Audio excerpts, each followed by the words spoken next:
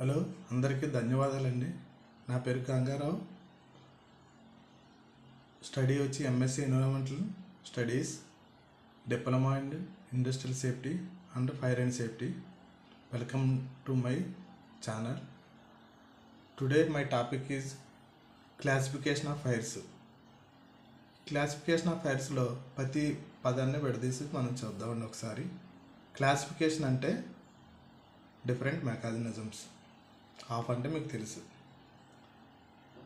Fire అంటే fires అంటే fire అంటే హీటు, ఫ్యూల్, ఆక్సిజన్ మూడిట్ల కలయిక వలన జరిగేదాన్ని ఫైర్స్ అండి. ఫైర్ అవుతుంది. ఆక్సిజన్, హీటు, ఫ్యూల్ ఈ మూడిట్లో ఏది ఎలిమెంట్ అయినా మనం ఫైర్ని క్రియేట్ చేయలేము. అసలు క్లాసిఫికేషన్ ఆఫ్ ఫైర్స్లో ఎందుకు క్లాసిఫికేషన్ చేయాలి ఫైర్స్ని? ఎందుకనంటే మనం దాన్ని ఈజీగా కంట్రోల్ చేయొచ్చు. క్లాసిఫికేషన్ చేసామనుకోండి, డివైడ్ చేసామనుకో, దాన్ని డివైడ్ చేస్తే మనం దేనైనా ఈజీగా కంట్రోల్ చేయగలం. లేకపోతే ఏది చేయలేం. ఎగ్జాంపుల్, మనుషులు ఉన్నారు, మానవులు, మేలు, ఫీమేల్ అన్నారు. ఎందుకని డివైడ్ చేశారు? ఎందుకంటే వీరికి సంబంధించిన ట్రీట్మెంట్ వేరేగా ఉంటుంది, లేడీస్కి వేరే ఉంటుంది, జెంట్స్కి వేరే ఉంటుంది. రెండిట్లకి కలిపేసాం అనుకోండి, ఏమవుతుంది? మనం కంట్రోల్ చేయలేం, జనాభా నియంత్రణ చేయలేకపోయేవాళ్ళం. యాశక్తి, క్యూబెక్తి వీళ్ళ ఆపరేషన్, వాళ్ళకి వాళ్ళ ఆపరేషన్ ఇలా చేస్తే ఏమవుతుందండి? మనం నియంత్రణ చేయలేము, కంట్రోల్ చేయలేము. అందువల్ల కంట్రోల్ చేయడానికి క్లాసిఫికేషన్ చేయాల్సింది కంపల్సరిగా. చేసామనుకోండి, డివైడ్ చేసామనుకోండి, మనం ఎలాంటి దాన్నైనా చేయొచ్చు.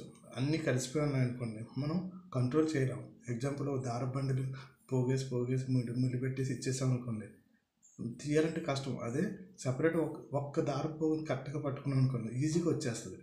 అలాగే ఇలా డివైడ్ చేసామనుకోండి, ఈజీగా మనం ఫైర్ని కంట్రోల్ చేయొచ్చు. అందులో class A, class B, class C, class D and class K 5 రకాలుగా డివైడ్ చేశారండి. అందులో క్లాస్ ఏ అంటే వుడ్, క్లాత్, ప్లాస్టిక్, పేపర్ అన్నారు. క్లాస్ బి వచ్చి flammable liquids, gasoline, oil, alcohol, grease ఇవన్నీ వచ్చినాయి. క్లాస్ సికి వచ్చి ఎలక్ట్రికల్ సబ్స్టెన్సెస్. క్లాస్ డి వచ్చి combustible materials like magnesium, aluminium, potassium అన్నారు. క్లాస్ కే వచ్చి fires involving cooking in liquids like grease oil, vegetable fat and animal fat అన్నారు. అసలు class ఏ, B, C, D, కే అని ఎందుకు అనాలి? 1, 2, 3, 4 అనొచ్చు కదండి. లేకపోతే ఏబిసిడి అనకుండా XYZ అని అనొచ్చు కదా.